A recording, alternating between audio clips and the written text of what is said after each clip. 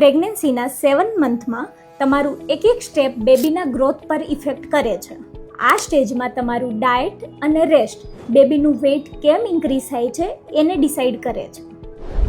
જો તમે હાઇડ્રેશન બરાબર રાખો છો તો બેબીનું ડેવલપમેન્ટ સ્મૂથ થાય છે.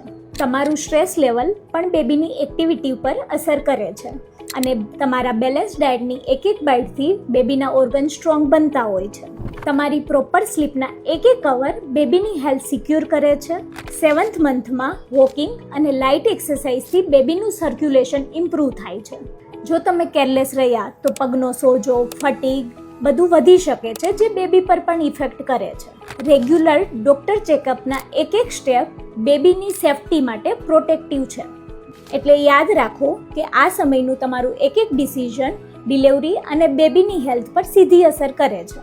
જો તમને ઇન્ફોર્મેશન સારી લાગી હોય તો બીજા સાથે શેર કરો અને અમારા પેજને ફોલો કરો.